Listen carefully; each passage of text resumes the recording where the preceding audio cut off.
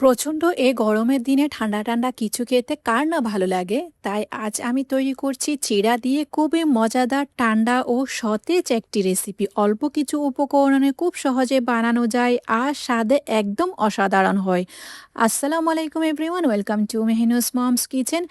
সাধারণ একটি চিড়া দিয়ে আপনাদেরকে আজকে অসাধারণভাবে একটি রেসিপি তৈরি করে দেখিয়ে দিব। তার জন্য চুলায় একটি পাতিল বসিয়ে দিলাম। আমার লাগছে এখানে 1/2 লিটার তরল দুধ। আমি প্রথমে 1/2 লিটার তরল দুধ বসিয়ে দিয়েছি, চুলা জ্বালাইনি এখনো পর্যন্ত। 1/4 টিস্পুন আমি লবণ দিয়ে দিয়েছি। এরপর এখানে দিয়ে দিয়েছি আমি 2 থেকে 3 টেবিল স্পুনের মতো চিনি। চিনিটা আপনারা স্বাদ অনুযায়ী দিয়ে দিবেন। 1/2 টিস্পুন আমি দিয়ে দিয়েছি কর্নফ্লাওয়ার। এখন কর্নফ্লাওয়ার দিয়ে ভালো করে মিশিয়ে নিয়েছি। তারপর আমি চুলা জ্বালিয়ে দিব। চুলা জ্বালিয়ে অনবরত নেড়ে ছেড়ে এই দুধের মধ্যে বলক উঠিয়ে নিতে হবে। যেহেতু আমরা এখানে কর্নফ্লাওয়ার ইউজ করেছি, তাই একদম অনবরত তলা ঘেঁষে ঘেঁষে এই দুধের মধ্যে বলক উঠিয়ে নিতে হবে। বলক যখন উঠে যাবে দুধের মধ্যে, তারপর আমি চুলাটা বন্ধ করে দিয়েছি। চুলা বন্ধ করে একদম পুরোপুরি ঠান্ডা করে নিতে হবে এই দুধটাকে। দেখতে পাচ্ছেন, কর্নফ্লাওয়ার দেওয়ার কারণে এই দুধটাকে বেশিক্ষণ চুলায় জাল করে ঘন করতে হয়নি। তাই কর্নফ্লাওয়ারটা দিয়ে দুধটাকে একবার বলক উঠিয়ে ঘন করে নেবেন। এবার আমার লাগছে চিড়া। আমি এখানে 1 কাপ চিড়া নিয়ে নিয়েছি। চিড়ার মধ্যে যেহেতু ময়লা থাকে, তাই ভালো করে পরিষ্কার করে নেবেন। পরিষ্কার করে নেওয়ার পর ভালো করে পানি দিয়ে 2-3 বার পানি পাল্টিয়ে পাল্টিয়ে কষলে কষলে চিড়াগুলোকে ধুয়ে নিতে হবে। চিড়াটাকে ভালো করে ধুয়ে নেওয়ার পর সম্পূর্ণ পানি আমি ছেঁকে ফেলে দিয়েছি। একদম একদম শুকনো অবস্থা রয়েছে। এবার আমি চিড়াটাকে ভিজিয়ে রাখবো। আমার চিড়াটা যেহেতু শক্ত, তাই চিড়াটাকে ভিজিয়ে রাখতে হবে। আর আপনাদের চিড়া যদি নরম চিড়া হয়, তাহলে ভিজিয়ে রাখার কোনো প্রয়োজন বা কোনো দরকারই নেই।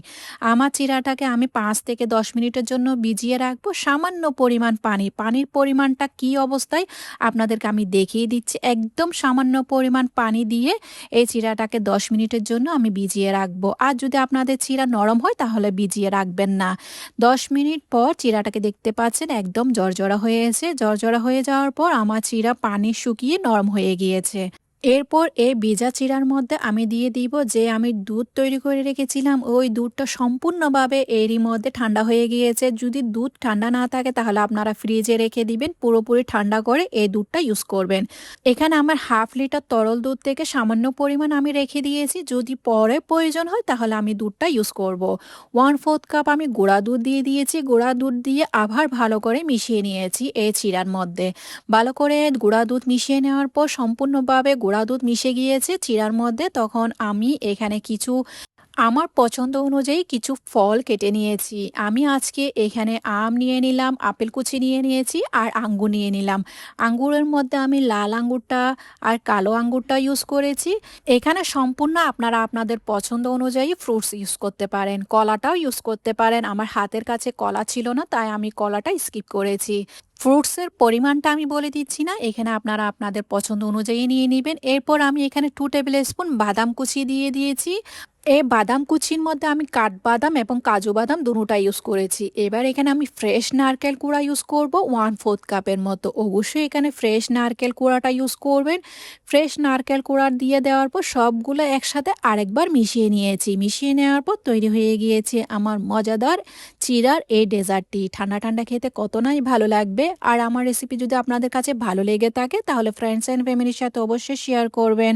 লাইক, কমেন্ট, সাবস্ক্রাইব করতে একদমই ভুলবেন না। আর আমার ফেসবুক পেজটাকে ফলো করে দিয়ে যাবেন। সার্ভিং ডিশে নিয়ে নেওয়ার পর উপর দিয়ে কিছুটা আমি ফ্রুটস দিয়ে দিলাম, পছন্দ অনুযায়ী দিয়ে দিবেন। তারপর এখানে আমার লাগছে মেইন ইনগ্রিডিয়েন্টস ভ্যানিলা আইসক্রিম। অবশ্যই আইসক্রিমটা দিয়ে খাবে, তারপর আপনার শরীর ও মন দুইটাই ঠান্ডা হয়ে যাবে।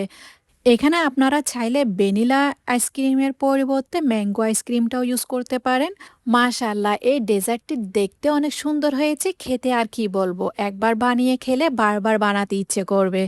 আর এখানে আমি যে সামান্য পরিমাণ দুধ রেখে দিয়েছিলাম, যদি প্রয়োজন হয় ওই দুধটা নিয়ে নেবেন। দুধটা দিয়ে আবারও ভালো করে মিক্স করে নেবেন। মাশাআল্লাহ, ডেজার্টটি খেতে অনেক মজা হয়েছে। আজকে তাহলে এই পর্যন্ত। দেখা হচ্ছে নতুন আরেকটি রেসিপি নিয়ে। সেই পর্যন্ত ভালো থাকবেন, সুস্থ থাকবেন, আমার জন্য দোয়া করবেন।